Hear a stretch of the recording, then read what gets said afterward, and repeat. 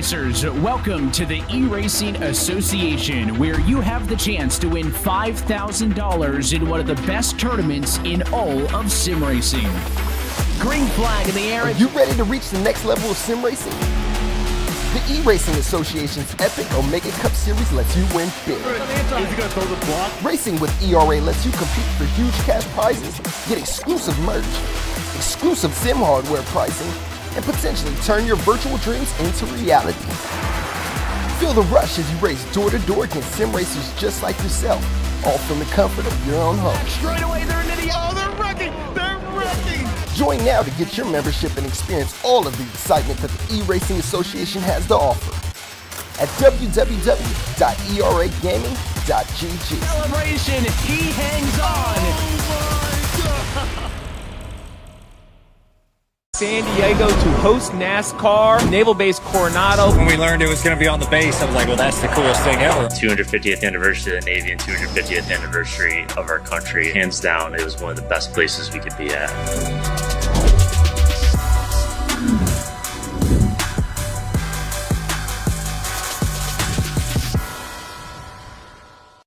Hey guys, I'm Indy Next champion Dennis Hauger, and you're watching Drafting the Circuits.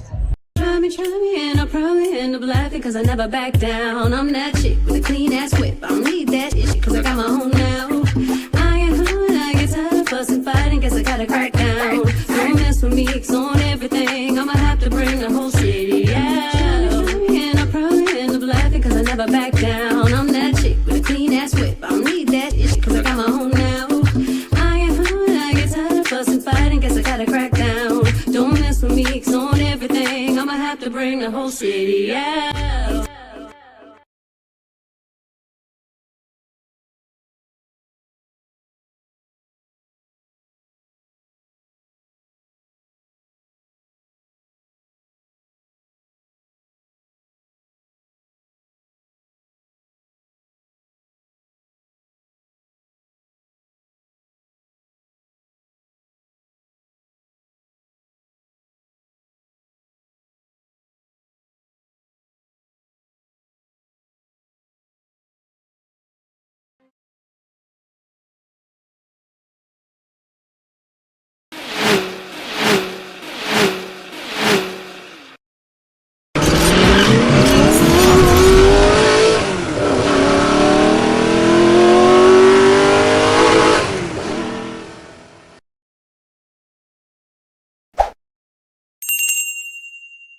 The movie, news, television promos and trailers used in this production are protected by the Fair Use Act.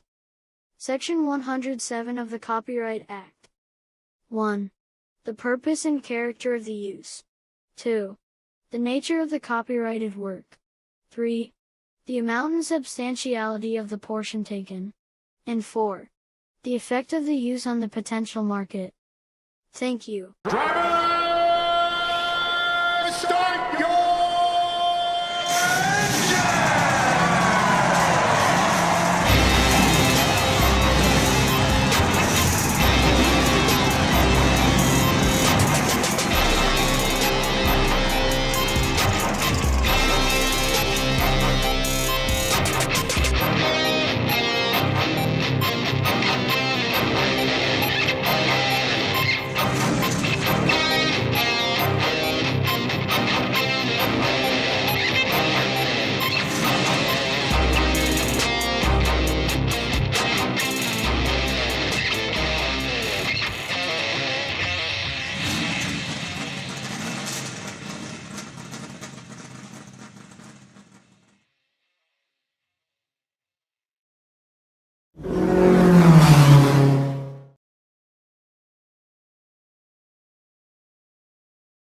Good evening, ladies and gentlemen. Welcome to another edition of Drafting the Circuits. My name is Frank Santoroski. I'll be your host for the next hour.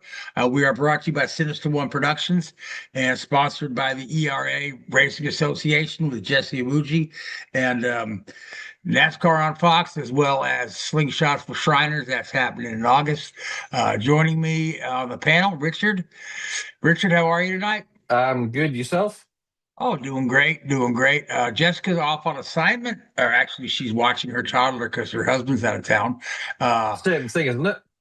That's an Could assignment be, in yeah, itself. yeah. So Paul is on hiatus for a little bit. I believe he's out in the Southwest trying to solve the DB Cooper thing or something. I'm like, I don't know why we don't give up on that. But anyway, you will notice I'm wearing my Boston Bruins shirt today. That is,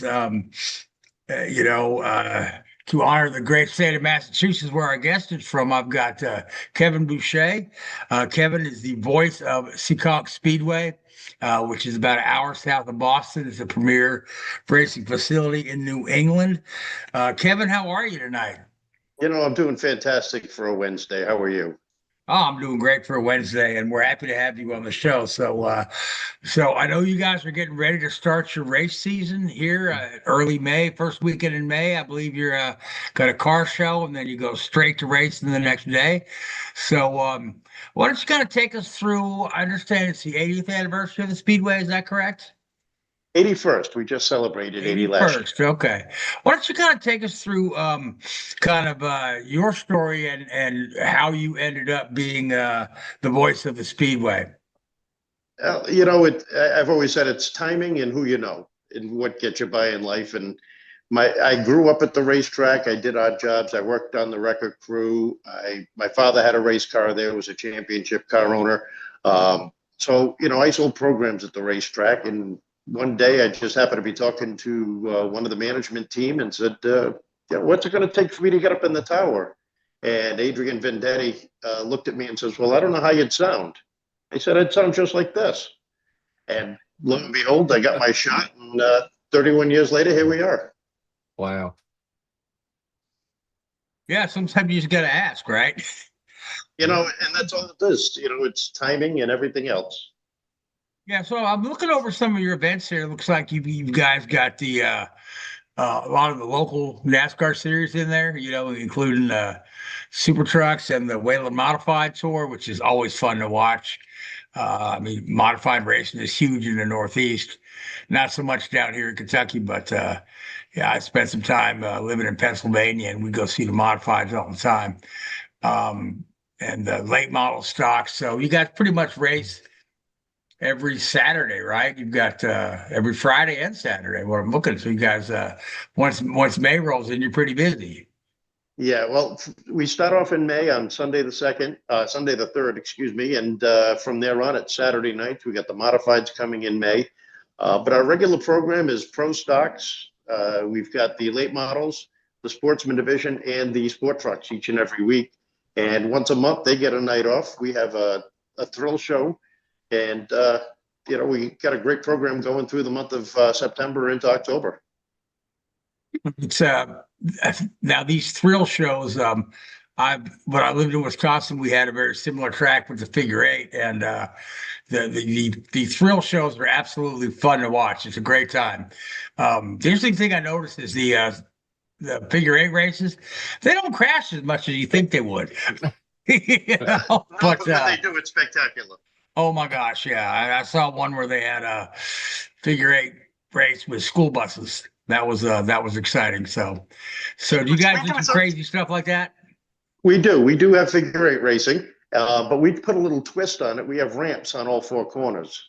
Oh. So they're going into the center and coming out of the center. There's a ramp before they get back on the racetrack. It really is exciting. And, some of these guys, they have no fear, and they'll go as fast as they can over these ramps, and they'll fly for 20, 30 feet.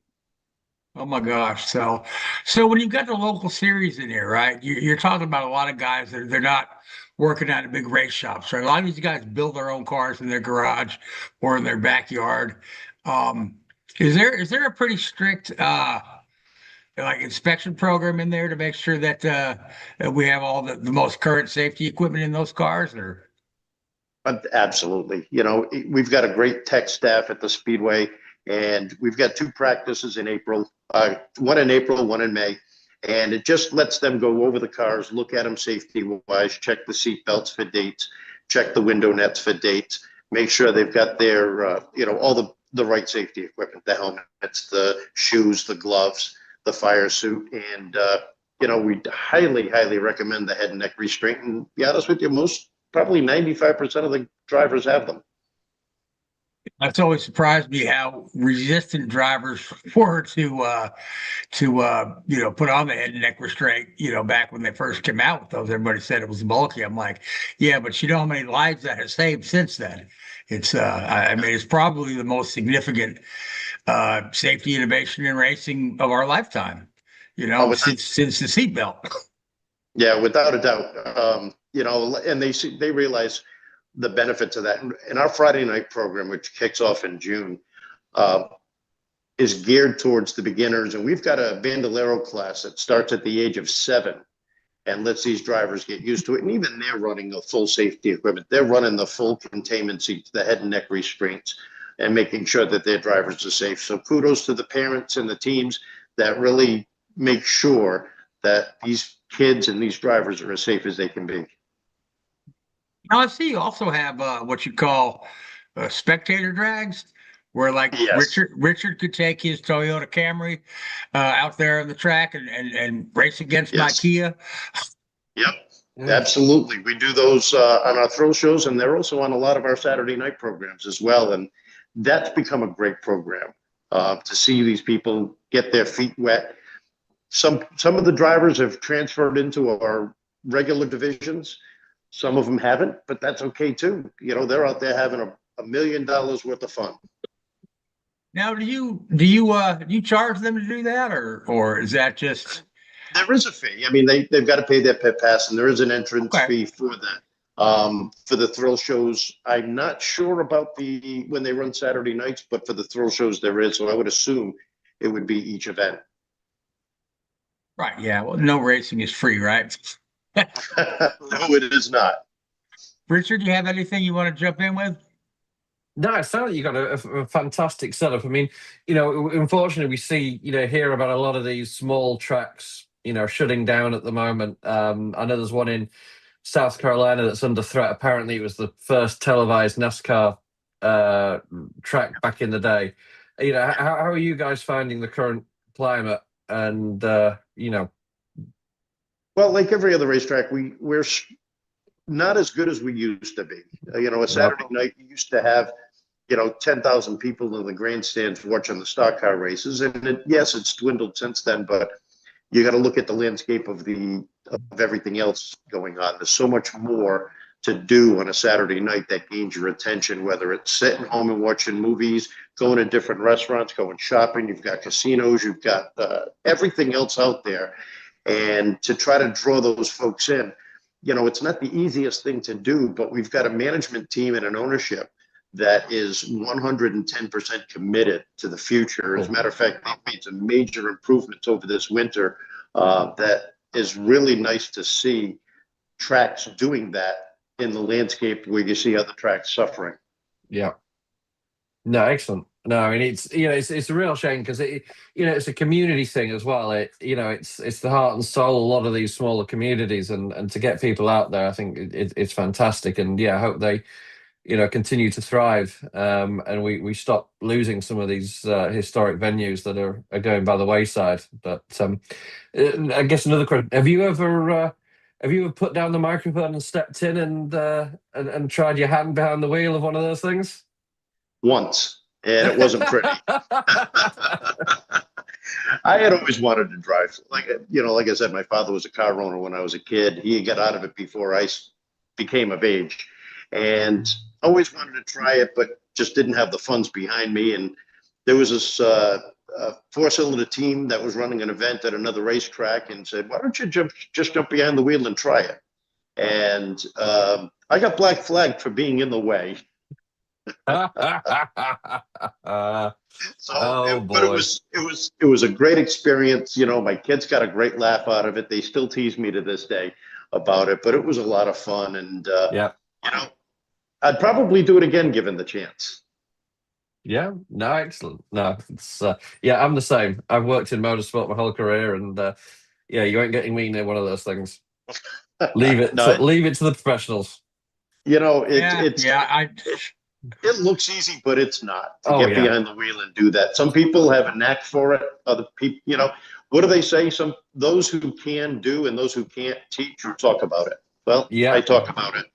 Yeah, and that's why I do this. I tried my hand racing Formula V in the SCCA years ago, and it turns out I'm just not that good of a race car driver. So but I love it. I love to watch it. I love to talk about it. I love to stats. I love the sounds, the smells. Get me around a race car. I'm a happy guy. So yeah, so and there's nothing like being there on a Saturday night or a Friday night watching these kids. They're just a bunch of. It's like going to the Providence Bruins versus the Boston Bruins. They're putting their heart and soul out there, game after game or race after race. They're not looking to go pro. They're looking to have some fun.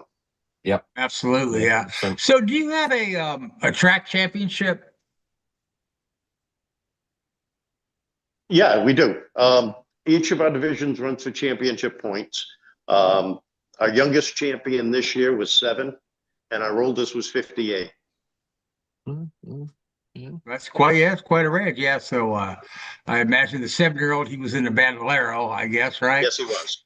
Yes. Those are kind of fun to watch. The Bandoleros, yeah. We've got our track is wide. It's 72 feet wide, so there's a lot of racing room for these kids. And like anything else, sometimes they run out, but when they're on, they put on such a fantastic show. And what's great about the kids in this program is there'll be an incident on the track and a couple of cars will get wrecked or whatever. And the parents are arguing with each other over what happened. It's just like real life, the higher ups. But the kids get out and they start playing football or doing whatever and hanging around like nothing ever happened. And that's the beauty of it. Yep. Yeah, that's kids for you. So, when you talk about your track champions over the years, you guys have been in existence for 80 years. So I imagine you have to have at least a few drivers that started there that made it into the major series. So who are some of the more well-known names that may have come through? Well, the drivers that have come through, Ronnie Boucher made it to Cup and actually won at Talladega. Back in 1981 when he was Rookie of the Year. I remember him, yep. Yep. Bugsy Stevens was a multi-time modified national champion. He did go cup racing a little bit in the 60s, but you know what? He made more money. Back then, you made more money working at home and racing 2, 3, 4 times a week at home. So he focused up here and, you've had Jeff Bodine spent a lot of time and won a lot of races at Seekonk. His brother Kenny, his brother Brett and Todd, Ronnie's brother Kenny Bouchard spent a lot of time racing at Seekonk. And, some of those guys, they did go higher up. A lot of them stayed. Right now, we've got 2 drivers running a couple of national series. Tyler Tomasi, who's bouncing around between the trucks and the Xfinity rides, and Gio Giovanni, who was running the trucks full time. Giovanni had a great run at Daytona. Yeah, we were. Yes, he did. We Came were up that watching him. much short. Yeah. So of course we were rooting for our buddy Glenn Reen, but we did notice how good Giovanni did as well. So, Keith likes us to pay attention to those local Boston guys. So, yeah. But yeah, we've been fortunate. A lot of drivers have gone on to that recognition. A lot of drivers, tend to stay closer to home because it's. They say where you race is why you race. And, we're fortunate we've got a great group of guys over the years that have really enjoyed their time at Seekonk. Oh, that's fantastic. So you've got the thrill nights, you've got the classic car shows, the weekly racing. What other kind of events do you do anything else? Where you use a facility where it's not necessarily racing. I know some of these other things will do festivals and stuff like that, or well, they do things once in a while. They have a weekly flea market, which is actually the largest outdoor flea market in New England. They do that every Sunday, but there'll be other things like a fun run, color run, some of those things to raise money with for different causes. We do have the Shriners come in every year with the clowns and have a lot of fun with them. But most of the time, it's mostly geared towards racing. All right, great. Now, Richard, do you have anything else? Oh, I think Keith's got a question, actually. Oh, Keith, you want to jump in? Either that or he needs to go to the bathroom, one of the two. No. I wanted to jump in here, just kind of get a local question out there for those who are watching that you guys may not know about. But one of the things that I've always loved about Seekonk, and I was going down to Seekonk, like we talked off air. We talked about in 1984 when I graduated high school, and that was a lot of power hitting the street for young kids. You had the 5.0 Mustangs, you had the IROCs, you had the Grand Nationals and things of that sort. And I remember taking a job in 2010 with Everett's Auto Parts. And Everett's Auto Parts is one of these businesses here in the Brockton area that's been supporting and has been competing down at Seekonk for, years, correct? Roy and Tom Andre, they've been involved with that down there for years. They have been a great friend of Seekonk going back, even before they partnered up at the track, probably about 10, 12 years ago. As early as I can remember, they were on a car back in the late 80s, early 90s. A driver called Rusty Bryant drove an Everett's car. And that's the first time I heard of them. But they've been a partner at Seekonk for years. And, more than a partner, they're great people. And they will give you the shirt off their back if they needed to. I can't say enough good things about the entire staff there, Roy and his family. They've been absolutely fantastic over the years. Mark Henshaw, great mechanic, rest in peace. His kid was racing down with you guys there for a little while. Yes, and Mark's brother, Todd. Yeah. They're all good people, yes. And my son actually raced kart up here at F1 when he was young, and he was killing it at F1. And you guys, someone down at Seekonk had come to the track and seen my son race, and he wanted my son to race in the S10s at 9 years. And I was like, no, I can't have that. I was too scared as a parent. I was no way. But my son was super fast. And what happened was he was so fast that the following season, kids learned to bump him, and my son would get gun shy and fall to the back of the pack. So he had a guy who, rest in peace, Ozzy. Ozzy used to coach my son, loved NASCAR, got my kid back into the seat, got him not scared. He killed it. And then, unfortunately, one summer he grew 2 foot sizes and he was too big for the cots and had to go play football. So, thank you for coming on. Great stuff. There's always that opportunity for him to get behind the wheel at Seekonk. There's cars and trucks out there that he can purchase and get ready and go out and have some fun. And, it really is a great show. The drivers out there, they put on a fantastic show for the people to come down and watch. And if you haven't been there, you got to come down. We're also streaming this year for those folks who can't make it on, you're going to catch me, New England Short Track Network, and you'll be able to watch it from your home. Yeah, that's fantastic. Yeah, I'll definitely check that out. So, Richard, do you have anything else there? So you obviously you mentioned there you're streaming, some of the races. Do you have a YouTube channel that you stream it on, or one of these other platforms? It's New England Short Track Network. It's a new network out there, so it's a fee-based streaming service, but all of our races have been available on YouTube, and they will continue to be. It'll take longer to get there because of the streaming. Sure. But you want to see what it's all about, just go to YouTube, check it out. Seekonk Speedway's got a channel, and their races are there. It's tied directly into the PA, so you can hear us talking about it. It's thrilling. Some of these races go down to the wire, and it's fantastic. It's great fun for, cheap money. Oh yeah. Yeah. It's one of those things, motorsport, obviously it gets all the attention of your premium series, your NASCAR, your INDYCAR, your Formula One, whatever it is. And I remember growing up in England, I'd go to watch some of the club racing days. Even at Silverstone, you could go there to a club race day for relatively cheap, a fraction of what you'd pay to go to a Formula One race. And your first race would be at 7 a.m. Your last race would finish at 8 p.m. And it would be non-stop racing all day. And you could walk around.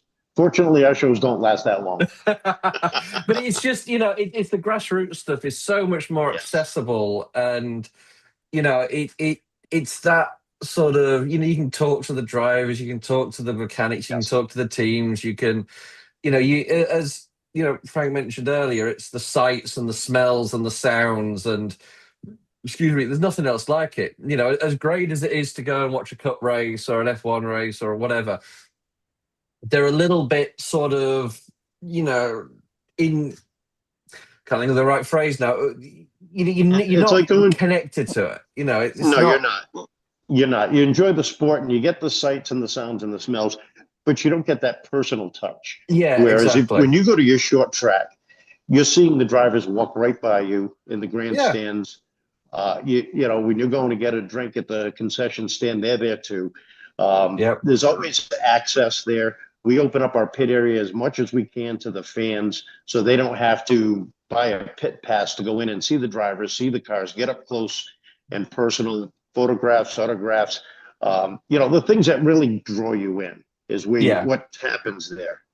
Oh yeah, no, it's great. I don't know what you charge for a Friday night or a Saturday night ticket, but you look at it now, and if you want to go to, like, say the Coke 600 or whatever, why anybody would want to go and sit there for 8 hours and watch a NASCAR race, I don't know. But I've been to a few over the last few years, and they can be hard work. But if you've got a father with 2 or 3 kids, you're looking at probably almost up to $1,000 by the time you finish. Yeah. For the whole experience. Exactly. And that same father with the 2 kids, for less than $50, you're at a local short track, and you're seeing 4 different divisions, qualifying and feature events, autographs, victory lane that's accessible to all the fans, where they can get up close and personal. It's like nothing else out there. You can't go to a baseball game or a football game or a hockey game, soccer game, and get that same experience that you can at your local short track at Seekonk.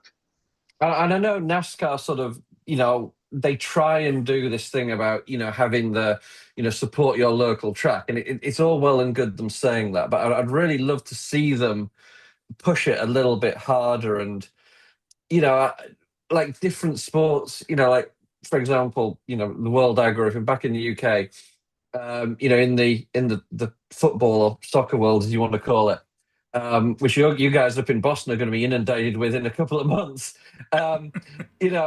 There's some weekends when, like, the Premier League and the top leagues aren't playing, and they do this big thing to, encourage people to go to, like, the local sort of semi-professional amateur, matches. And I really wish that, like NASCAR weren't racing this weekend in sometime in August. I think they have an off weekend, and it'd be so good if they would really push what you guys do, and encourage people. Don't just say, "Oh, go and support your local track." Yeah, okay, great.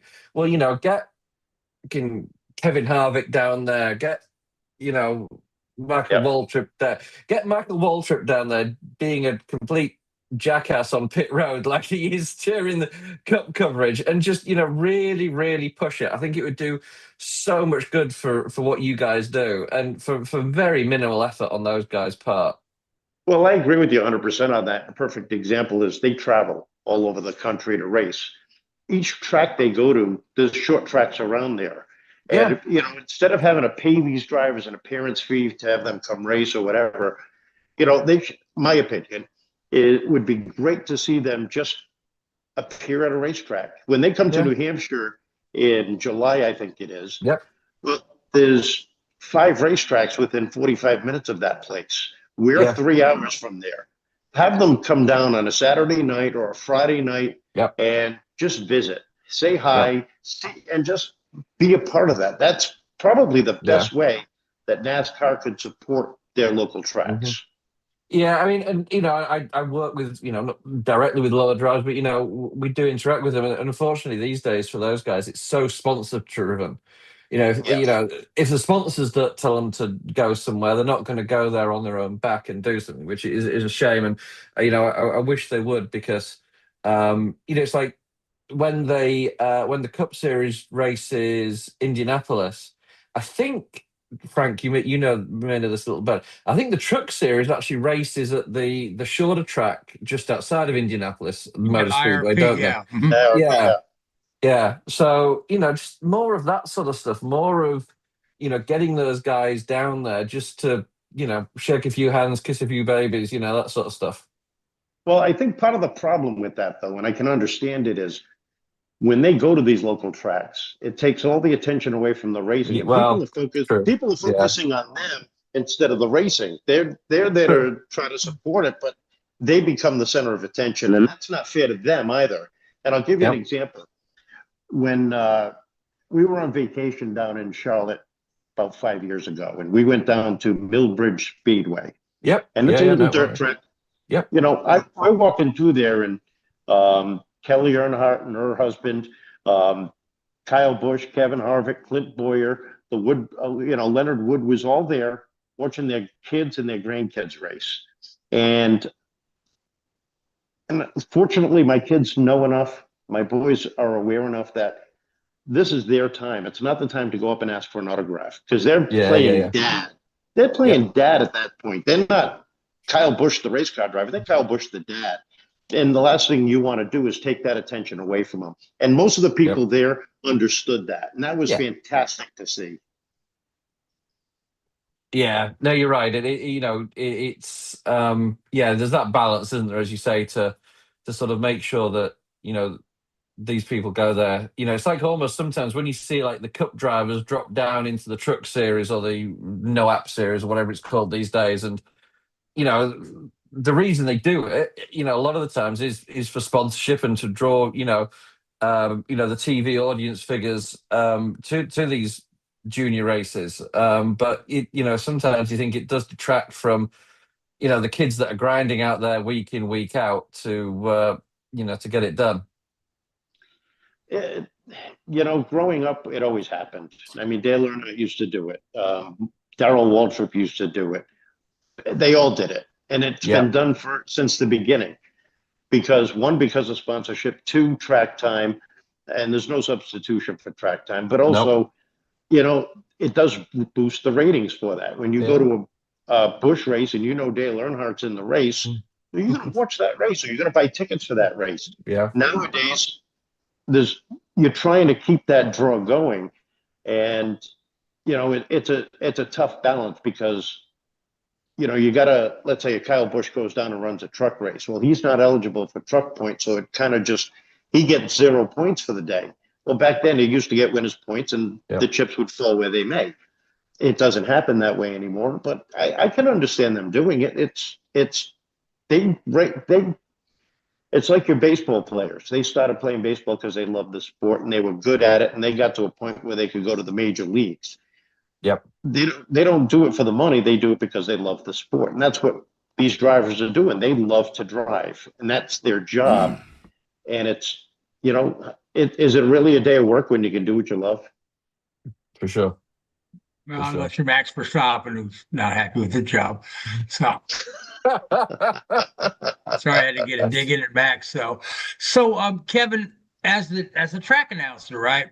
Are you do you have another couple of people in the booth with you that are also announcing, or is it just you? No, we have a team.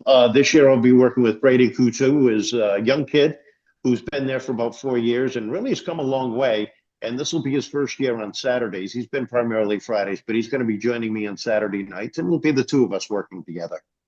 All right. It's always good to have somebody to bounce stuff off of. Yeah. So, but I would imagine that, while you're in there, even though the track is, not huge, you could easily be looking at one part of the track while something else is more significant going on where you're not looking. I mean, it happens all the time. Yeah, I was gonna say, if you have any funny stories about calling something wrong or just totally missing something. I don't know about a funny story, but it does happen because you're focused on one thing and all of a sudden something happens out of the corner of your eye, and by the time you look there, it's over. So you don't know exactly what happened. And that's just, it's part of the sport. And we try to work together so neither one of us misses what happens. If we're both looking at the same thing, right, then it takes away from the rest of it. But you also got to be careful not to focus on one area too long because there's always something going on somewhere else. Yeah, absolutely. Yep. So I've got one more question for you quickly. Yeah, go ahead. Do you in the sort of realms of Darrell Waltrip, do you have a catchphrase when at the start of the race? No. No. Nope, I don't. And it gets old. You're running 4 races a night, and it's you just call it as you call it. I mean, I don't have a catchphrase now. All right. So anyway, SeekonkSpeedway.com is where you can find all the That's SEEKONK Speedway.com. That's the website where you'll see the schedules, and also see that if you're interested in working at the track, you guys got a job fair coming up. We hire a lot of people during the summer because it is a seasonal job, but we're always looking for the right people, whether it's concession stands, whether it's in the ticket booth, whether it's in the pit area. There's a lot of different opportunities for people to get involved, and we're always looking for the right people to come on board. Oh yeah, absolutely. Good people are hard to find sometimes, I tell you. Yeah, they are. I was telling somebody the other day, I imagine in my career I've done over 20,000 job interviews with people, and I keep hearing the same stupid mistakes coming out of applicants' mouth every day. I said, one of these I'm going to write a book. They tell you what they think you want to hear instead of the truth, and that's why you look at the movie Office Space, where Peter goes in and just lays it all out, and he's calm and tells them exactly what they want to hear, the real story, instead of what they think they want to hear. All right. So, Kevin, are you yourself active on social media outside of the Speedway? I mean, do you have not really? No, I tried it. I couldn't figure out the Zoom to get on tonight. Come on. Oh, yeah, that's true. But no, I really am not active on social media. Like every family guy, I've got the Facebook, but for the most part, it's, I try to stay off of social media. There's so much going on. Too much drama gets started over nothing. And it's just, you try to stay out of it. Yeah, I know. It's like every time I get on social media, it's like, I love the president. I hate the president. Can we talk about anything else? I mean, well, what are you up to? Did you eat anything interesting? Did you go on vacation? That's what I get on social media for. What you care about politics, keep taking somewhere else. But, Exactly. So, all right. Well, Kevin. I have one question for him, though, before we get out of here. Yeah, go right ahead, Keith. Favorite race car movie? Oh, good one. It's Stroke a Race. Stroke a Race. Ooh, Burt Reynolds. Yeah. Yes. Because it's Days of Thunder was overdone, and it's so unrealistic, and everybody thinks it's true to life, and it's not. Stroke a Race, you knew was a parody and had racing in it. But there's other good movies out there too. Grease Lightning is good. There was one with John Travolta that he was a dirt track driver for. That wasn't a bad movie. Yeah, Grease Lightning is one of my favorite movies. I mean, I just, even though it's very, very loosely based on Wendell Scott, I mean, almost nothing in that movie is actually true. But but the movie is so entertaining. It is, and I think Richard Pryor did a great job on that role. And God, I love the scene where Cleavon Little comes in with this. I got genuine Firestone tires. Don't ask me where I got them. Don't ask me how I got them. I love that. Yeah. All right, Stroke a Race is my favorite. Yeah, that's a good one. That's a good one too. Six Pack, Kenny Rogers. That's another. That was another good one. Yes. Another pretty good one. Yeah. So, Richard, what's your favorite race movie? Oh. And don't say Grand Prix, because at the end of the day, that movie is slow. Le Mans. Okay, that movie's slower. I know, but it's brilliant. It's so authentic, though. It's very authentic, yeah. It's not a movie you'd go to the theater to watch, because it would, you'd put you to sleep. But it's the closest thing I've ever in a strange way to actually, it's got like 4 lines of lines of speech in the whole movie, I think. But in terms of how authentic it is to what I think it does the best job of portraying the sights and sounds and almost the smells as well of a racetrack. Yeah.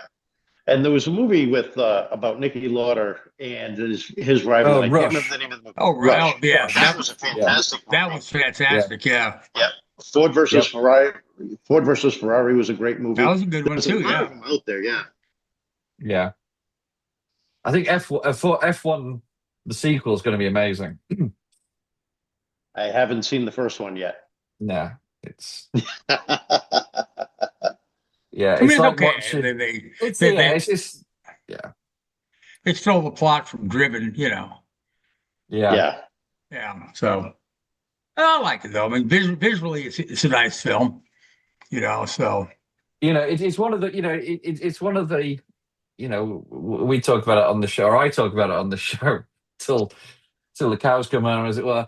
And the problem that we're seeing in a lot of the media exposing motorsport recently, with the movies like the F1 movie and the Drive to Survive stuff and some of the other stuff, is it creates, the first time round, this is quite interesting, yeah. And then the second and third time, you're like, well, this is the same as the first time. So then they start to create this narrative that doesn't exist to make it sexy and sell. And then I think it's almost going to do, in the long run, it's going to do more harm than good, because people who watch Formula One because of Drive to Survive suddenly go, oh, this is anything like the show. Right. And that's your Hollywood production. For sure. For sure. We've got some people, devil, isn't it? We've got some people in the chat actually that are saying hello to the voice of Seekonk. We've got JPB Racing in the chat. Said they've been racing for 30 years at Seekonk Short Track Weekly. They also gave their favorite movie Six Pack as their favorite. But JPB Racing is giving us a shout out. Thank you for the Draft in the Circuits, guys. Yeah, thank you. Awesome. Yeah, absolutely. Yep. And again, Six Pack, a very entertaining film. So now, Kevin, we can either let you go, or usually when we have like almost no races, Richard and I have our trivia night. We try to stump one another. You are welcome to stay with us on that, or otherwise, if you've got things to do and people to see, we can let you go. Just your choice. You're paying me to be here, so I'll be here. Okay. All right. Sweet. So, all right. So first, racing news for the week. Not a lot going on, honestly. Easter Sunday. I want to say the most compelling news story to come out this week is Figgy Earnhardt. Richard, are you familiar with this? No. Okay, so somebody, well, it's all over the internet. Somebody posted on Reddit as a joke. They said, is this the Mandela effect moment or not? Because I distinctly remember Dale Earnhardt Jr. having a younger brother named Figgy Earnhardt, who also raced. But now I can't find anything about him. It's like he'd been scrubbed clean from the internet, right? I've never heard of him, and I know his brother Jeffrey and his sister Kelly raced, but I never heard of another brother. Exactly. It's the guy doesn't exist, but everybody kind of latched on to this, and they're making Figgy Earnhardt memes and photoshopping pictures and just having a lot of fun with it. They asked Junior about it, and he says, people are having fun with this. Let them have their fun. If I were to sit here and say he doesn't exist, people will think I'm a big asshole. So he should have said, oh, that was the noise from the attic. I wondered what that was.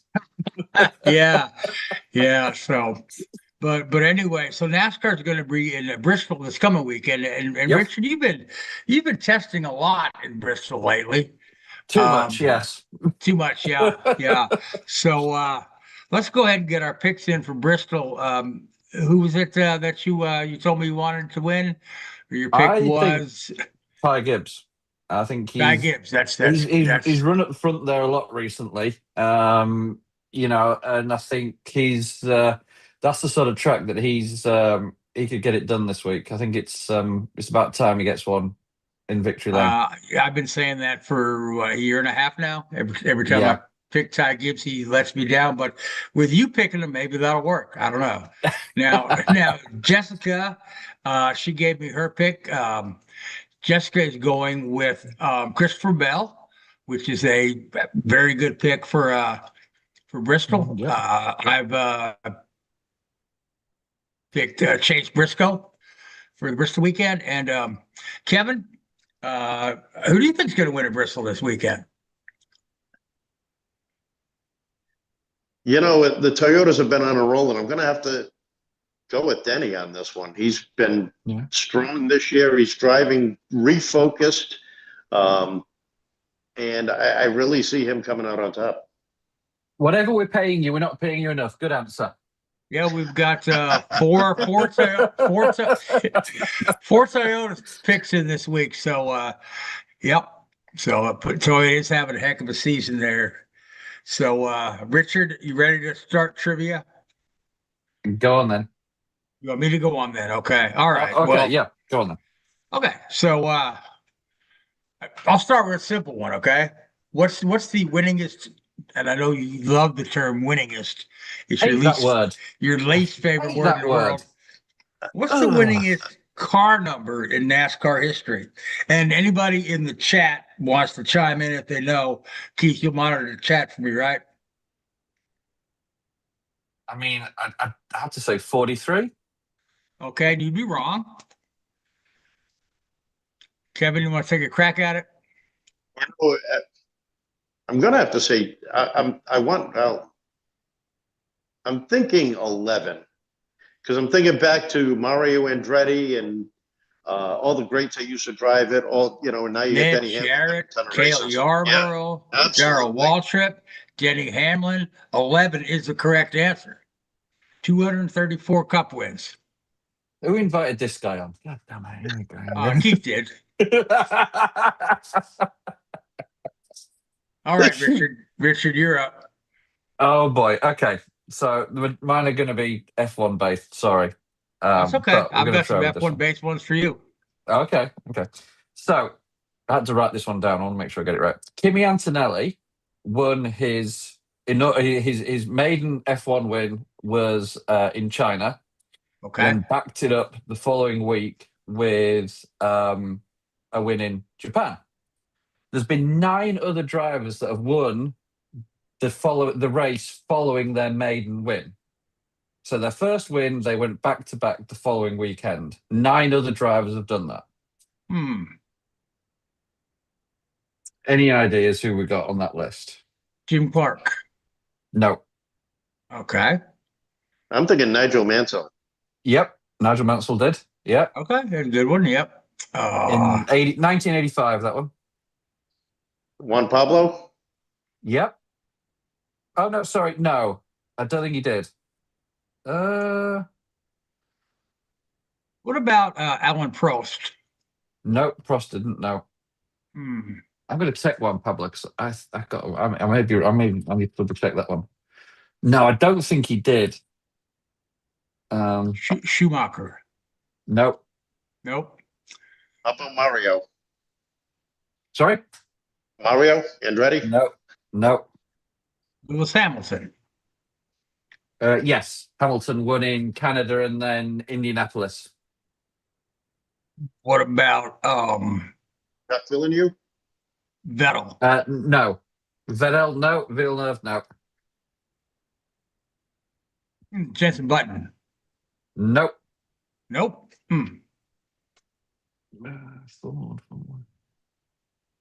No, Juan Pablo didn't. No.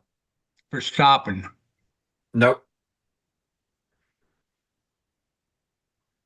Niki Lauda? Nope. That's all the F1 guys I know. I was going to say there's, Should we go through the list? Because we could be here till next week. Nope. No, not Jody Scheckter. There's not many from that era. There's nobody from the 60s or 70s. Okay, so it's more recent guys. There's a few in that first 10 years, and then there's been more in the sort of 80s through. Prost was not one. renting our new. Yeah, look at that! Wow, Yeah, pulled that pulled one. that one out of my butt. Yeah, impressive. He's probably cheating. He's probably looking up the answers. Yeah. What else have you got lurking up there, Frank? I don't know. So we've got how many of them so far? We said Hamilton, our new. Hamilton, Mansell, Arno.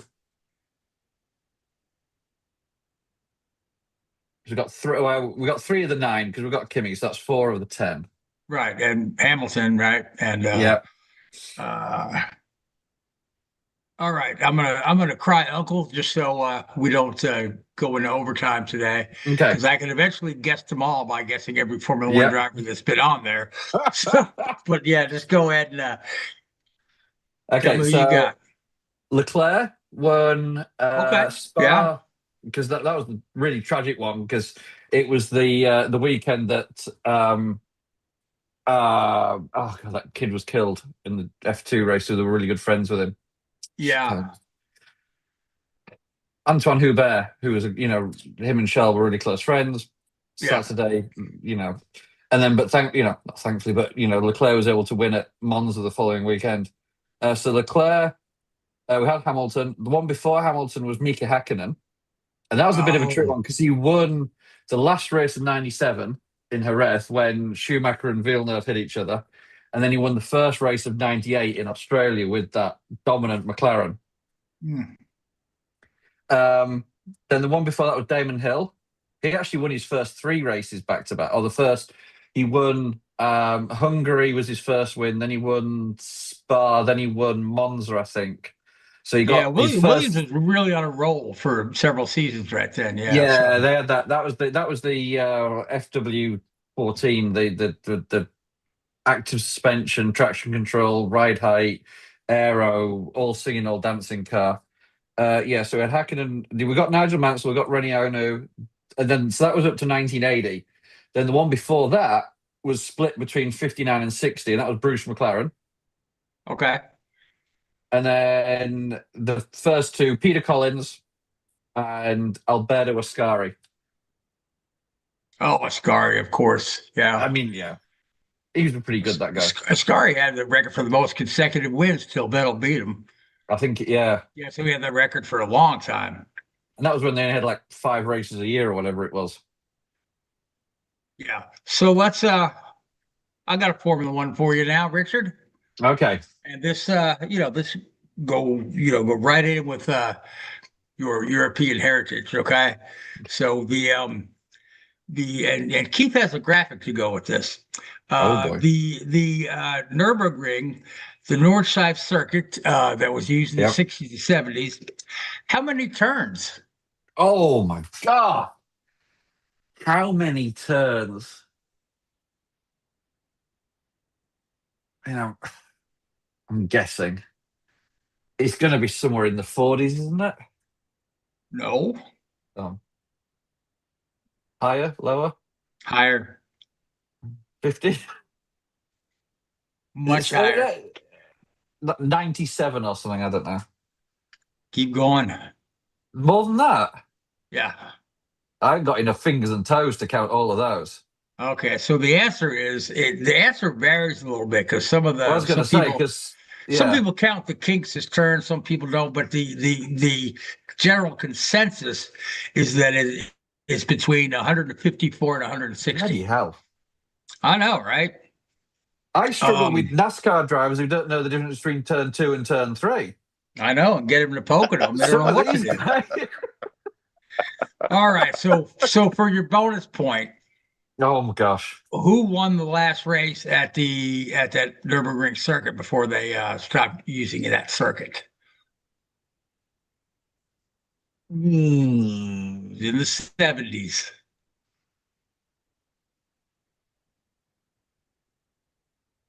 Emerson Fittipaldi. Nope. Kevin, you want to take a crack at it? The only guess I would have would be Niki Lauda, and I don't know if that's correct. No, that's wrong. But the answer is James Hunt. James Hunt, yes. Hunt. Oh. And it was, a matter of fact, that was the race where Niki Lauda was injured. Yeah. 1976 race at the Nürburgring. Yep. So, And interestingly, Formula One are back testing at the Nürburgring, the short Nürburgring, in a few weeks, doing a Pirelli wet weather test, I think. All right. So, Richard, your turn. So, there have been 9 Formula One drivers who have been the only representative of their country to enter a Formula One race. Okay. You with me? Yep. Only one of those 9 have won a race. Who is that? Robert Kubica. Damn! Wow. Yeah. I know my Polish race car drivers. Look at my last name. I just know that stat. I'm sorry. So moving on then. Speaking of Polish race car drivers, do you realize that Alan Kulwicki and Brad Keselowski's championships are exactly 20 years apart? Well, I mean, all right. Here's one. I'm thinking of a Formula One driver, Richard. Okay. Okay. And I'm going to throw out clues one at a time. Okay. So the first clue, right? This guy, despite the fact that he finished 3rd in the championship, the following season, his car carried the number 1 for the entire season.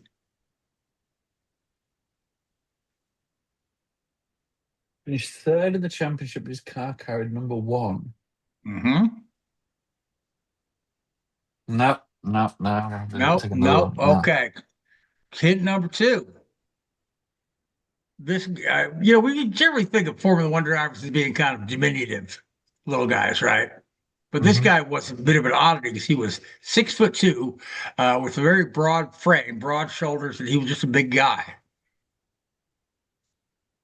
I mean, I'd be thinking of somebody like Nigel Mansell, but it's not Nigel Mansell. No, I'm trying to think when he would have driven the number 1. No, I don't think it's him. No, keep going. All right. So your third hint is his helmet was blue and yellow, which were the colors of his home country. Oh, Ronnie Peterson? Ronnie Peterson, right. There we go. There you go. So let's explain the number 1 thing Yeah. for How you, did you get that number 1? Yeah. So 1974 was supposed to be the first year that they were letting the champion run the number 1. Okay. Prior to that, cars were numbered on the basis of the filing of the entries for the race, which is why guys would have a different number every week.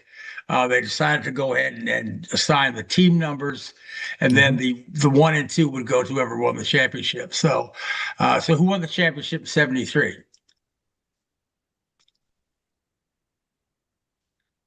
Come on, Richard. Jackie Stewart. Jackie Stewart. Jackie He retired, didn't he? He retired. He retired, right? So they said, okay, we'll give the 1 and 2 to Lotus, who won the Constructors' Championship. So the 1 should have went to Emerson Fittipaldi and finished 2nd in the championship, but he defected and went to McLaren. Right. So the next in line for that number 1 was Ronnie Peterson. So there you go. So, but then later versions of it, when the champion would leave, that's when they introduced the number 0. Yep. Which I think the only guy to get stuck with the 0 twice was Damon Hill. Damon Hill. Yep. Yep. In 93 and 94. Yep. After Mansell left and after Prost left. Yep. So. Yep. All right, Kevin, did you know that one? Not even a little bit. Not even a little bit. Okay. All right, Richard. What do you got? Oh my gosh! I thought I'd have kept you going for 5 minutes with the Robert Kubica one. So I'm going to underestimate me. I'm gonna have to think of something on the fly here, unless you've got another one. Oh, I've got some more. How about I'm going to throw out some dates? Okay. When you took history at school, were you good at memorizing dates? I'm going to give you some dates and you tell me what happened on that day, right? They're all significant racing, okay? How about August 23rd, 2020? August 23rd, 2020. Mm-hmm. That was the COVID year, so... Yes, it was. Max Verstappen sneezed? I don't No, know. he may have. We We don't know. Prove me wrong. No. Oh, was that the Indy 500 that Sado won? Yes. Yes, the only time the Indy 500 has been run outside the month of May. I remember that because I was actually at a apartment complex in Hilton Head, and much to my wife's annoyance, I was watching the race on the iPad by the pool. Moving on. October 31st, 1999. October 31st, 1990. Are these Formula One related or just motorsport in general? Oh, Indy 500. Motorsport in general. This one would be INDYCAR, 10/31/99.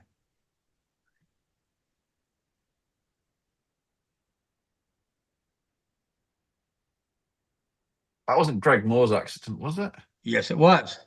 Oh, God.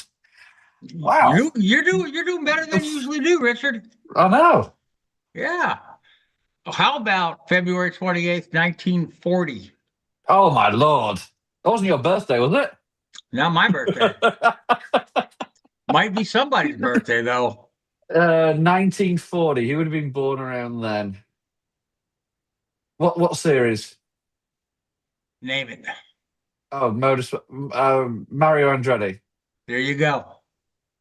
There you go. All right. Well, I got one more date for you. I'm going to go on Jeopardy in a minute. Christ. Oh, January 27th, 1996. January 27th. 1996. January. What's going on in motorsport in January of 96? Was that the Cup race at Motegi? It was not. Oh, good shout, though. That's a good guess. And there's no Formula One races because they started in Melbourne in like March of 96. Cup racing, was that like the first Clash or something, or was it a Cup race? Yeah, that's in February, but back in the 70s. It wasn't a Cup race. Yeah, back in the 70s, the Cup used to start at Riverside. That was at Riverside, California. Yeah. This is a tough one. You might get it. No. Go ahead. Is it another birthday? Nope. Okay, no. No, it's the date that the first race for the Indy Racing League was held at Walt Disney World Speedway, which was the official beginning of the INDYCAR split. Yeah. We need our friend, what's his name, to discuss that, don't we? Oh, what's his name? Who wrote the book? Oh, John Orievitz, yeah. Yeah. All right, Richard, I got one more, and then we are up against our deadline here. So, and it's just for you. It's another Formula One question, okay? You might get this one right off the bat. Who has the most consecutive DNFs in Formula One? Ooh. I mean, yeah, the only guy I can think of that is worthy of that title is Andre de Cesaris. And you'd be absolutely correct. There we go. Yep, 22 consecutive DNFs from 1986 to 1988, which included the entire 1987 season. Although he did have one. How did he get a drive in 88 after that? How did he drive for 14 years in the sport? Here's a guy who, out of 204 starts, had 148 DNFs. That's where he got the nickname Andrea de Crasherus. So yeah. But I always like to say that McLaren hired him when they came out with the MP4 project, which was the first carbon fiber car. So they hired John Watson to show that the car could win races, and they hired the chassis to show how durable that chassis was in crashes. Kevin, you have guys that crash less in your figure eight racing than that. Yes, we do. Wow. Oh boy, that was fun. Oh, yeah. That was fun. Yep. So, all right. So we are out of time. So I do want to thank Kevin Boucher coming on the show. If you're up there in the Northeast, Seekonk Speedway, go check them out. If you're not, check out their live stream. Go ahead and look at their website. A lot of fun racing. It's always fun to watch the local guys who are doing it just because they love it. Yep. I want to thank Sinista1 Productions and our fine producer, Mr. Keith Hayes. Thank you, Keith. I want to thank you, Richard, Jessica, and Paul. You're not here, but I'll thank you anyway because I like you guys. I want to thank the ERA Racing Association, NASCAR on Fox, Slingshots for Shriners. I want to thank Facebook Live, YouTube, Spotify, iHeartRadio, and Apple Podcast. You can find all of our podcasts on linktree.com/draftingpod, and that's linktr.ee. There's no .com. I said that wrong. So it's linktr.ee/draftingpod. You'll find links to all places you can find our shows. I want to thank you folks that hopped on in the chat, and thank all you folks that watch us tonight. Until next week, good night. Thanks for watching Drafting the Circuits. Make sure to follow Drafting the Circuits on Facebook, Spotify, Twitter, and YouTube. Drafting the Circuits is a Sinista1 production.